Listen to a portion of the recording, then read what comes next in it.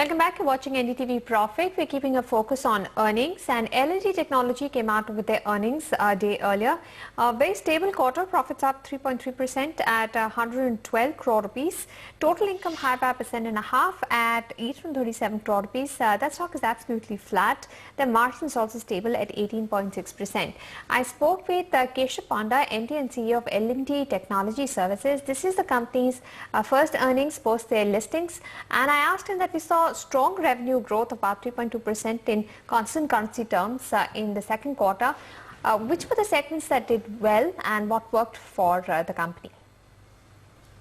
I think what worked for us is that focusing on the account customers, which is revenue growth, which gives the great revenue growth. See, one thing we did is multi-vertical segment, that worked reasonably well.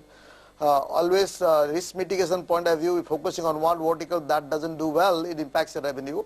So our multi-vertical, again, 43 of the top 100 ER&D spender is our customers. So I think that is again an asset which we carry. That was very helpful.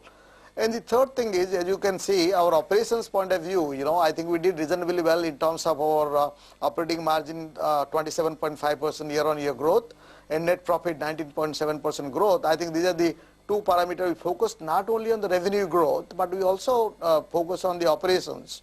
I think together, I'm very pleased that the progress we made in this quarter. Can you tell us how many new clients you added in the second quarter and what was the total contract value? We said number of clients added in this quarter. I think we have given 3 or 4 customers. So I think more than that, client addition is one part, right? I do have clients right now, more than adding client. If you, last time strategy we talked about T30, A3, we are focusing on top 30 customers we have right now. And we are also focusing on A3, adjacent 3 accounts, customer. We are not hunting for clients, anything comes on our way. I think we don't do anymore, right? That is number one strategy point of view, will continue to be that way. We call T30, A3, that's our strategy. Number 2, when you look at it, I think more than, adding new customer, focusing on that, building competency, going with the customer across the geography, wherever customer goes, we go along with them. That is again, because our presence in 31 countries in the world, I think that is a very beneficial for us. And I'm not too concerned about growing again. So a customer which is not going to be $1 million in 12 months, we shut it down. We call it a tail account. Last year, we closed customers, many customers we closed which are not, scaling up. We closed down and we lost 70 million plus revenue, and we did that. It is a very, very bold decision we have taken last year, and we are continuously every quarter and quarter look at it. I review that every quarter, and question I ask about, is this customer going to scale up?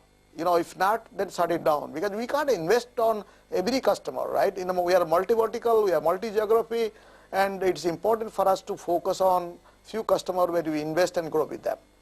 But can you give us the figure for the TCV in the second quarter? Contract value, engineering, if you look at it, that too different from what IT, infrastructure, ADMS deal people talk about. In engineering, what happens is when you, when you sign a MSA, it takes 6 months to 9 months, even sometimes 12 months, right? When you sign it, there are 2 ways to look at it. IT, when you talk about, switch on the customer and switch off the customer, supplier is much easier. But that's not true in engineering, because we deal with BP engineering, we work with CTO, we work with the head of manufacturing. So these guys test you every level to sign a MSA. So a lot of MSAs we sign now, and unlike IT, when you go engineering, most of the customers we have, not many suppliers there. I think we are uniquely positioned there. But contract value, let's say we enter into a customer, and during MSA, they would say before putting RFP, they say opportunity size is 100 million, 50 million. But reality, when you say, because what I'm conscious about it, reality when you say it takes time. We are dealing with engineers who have been doing engineering for 25 years, right? It takes time to scale up. So I think we have, only thing I can tell you is that we have healthy pipeline, we have a strong customer base. And it is important for us, how well we can work with them, how aggressive they are, how open they are to do, how quickly they want to do. That's where it is. Like a customer we signed, they called 11 companies around the world, they selected us, right? We signed with them. Now, if you sign with them, again, depends on geography to geography. You know, American customer, I think if you look at it, they scale up faster than European customer, and that is where it makes a difference. I think we are very positive about the pipeline we have, positive about what is the win ratio we have so far, and you know, it's time, I would say, you know, how quickly we can scale it up. But what can we expect for FY17 when it comes to revenue growth? Can you give us a guidance?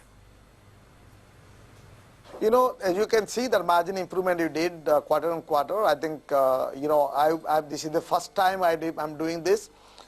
You know, after listing the company, first quarter result we announced now. And it will take some time to really figure it out, you know, how we go about doing it and what we need to do. But I'm sure, you know, there's nothing, no guidance which I can give you at this time. All right. Thank you, Mr. Panda, for speaking with us at NDTV Profit.